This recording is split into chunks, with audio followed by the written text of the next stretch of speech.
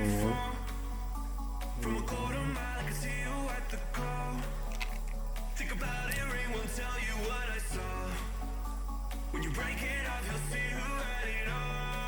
So, balik na natin itong battery tsaka yung flex cable na. Then, try natin buhayin. Kailangan natin try buhayin para makita natin yung display ng LCD or kung pangit na yung display nyo. Okay na. Hintayin lang natin mabuhay. Okay. Okay. And so, nabuksan na natin. And then, try natin yung power. And then, kapag mag-try tayo sa setting, kailangan ng password, hindi natin ito na maayos. And then, medyo parang malabo siya kung tutusin. So, display. May kapag tinatanggal natin ito yung parang nagkakaroon siya ng support sa LCD. Yung nag-automatic tanggal ng brightness. So, hindi para kung sa phone talaga to may problem or hindi, pero at least working na yung ating LCD. Ayan.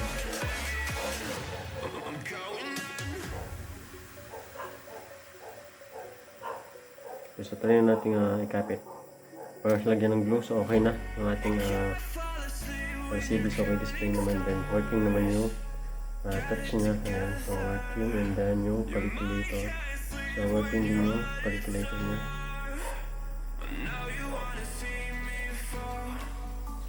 Ito pa mas makasiguro guys, so pinatype yung ilaw, so para matesting natin siya. And so, okay, so working naman yan. Working.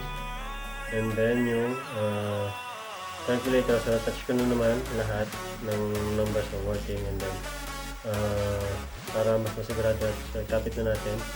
And then kung nakabago lang yung settings, so may password kasi kaya hindi natin mabago yung settings niya. Ayan, so nagtalay ko na password before natin set sa magandang settings to.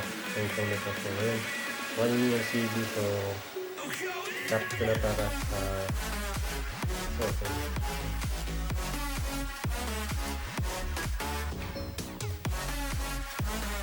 So yan, kapit na natin sa tanggalin natin yung flex cable ng battery tayo. LCD. Natin yung battery.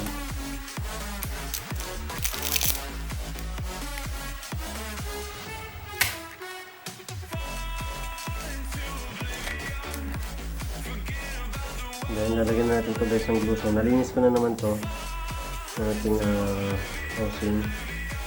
Nalinis ko na naman yan. So, lalagyan na lang talaga ng glue.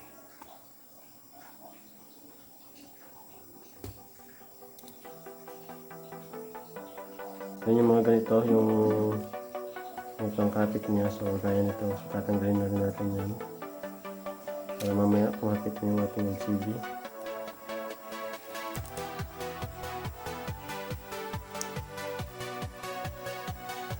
Tanggalin ito.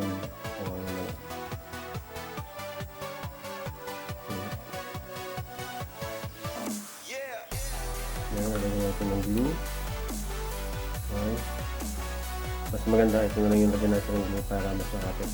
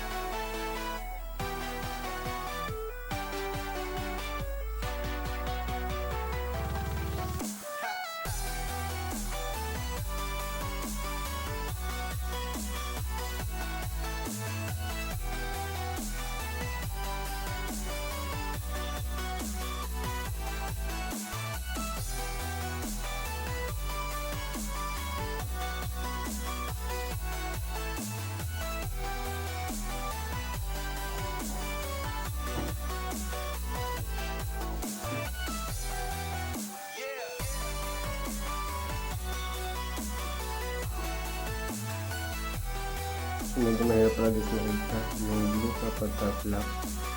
Ayan, so nakapangaman na guys. Tapos natin makita.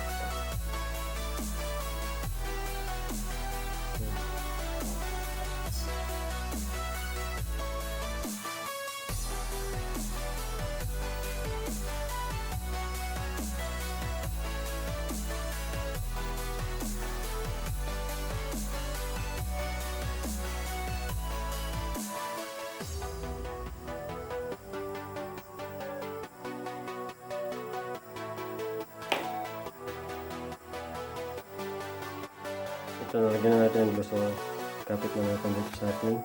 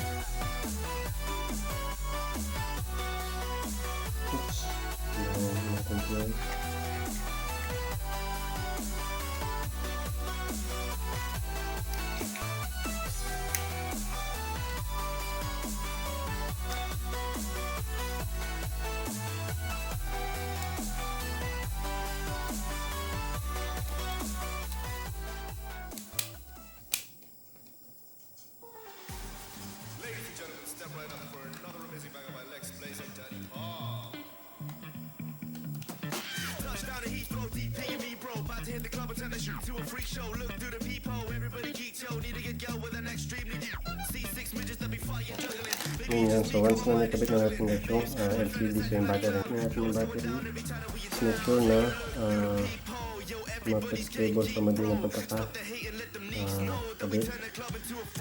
Ayan, natin yung gilid. Kapit natin yung gilid kung kapit na ba siya o hindi siya. Ito medyo hindi siya masyadong kapit.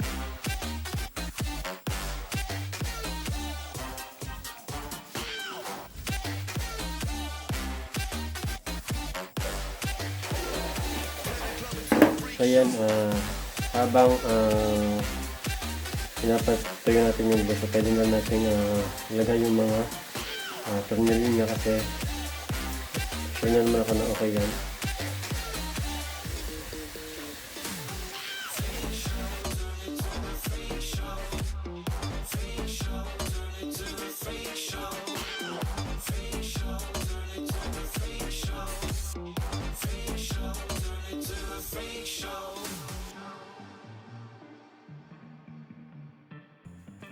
So ito, lalagyan na natin guys ng testicle yung ating cellphone na ginagawa. Para mapakapit na natin. Rubber band muna.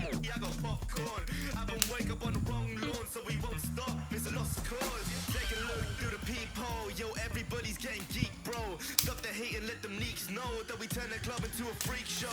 Turn the club to a freak show. Turn the club to a freak show. Turn the club, yeah, we turn the club to a freak show. Then you next is clip. Para yung meron lang pressure para mas lumapit ka. Then patutuin natin ng after 1 hour.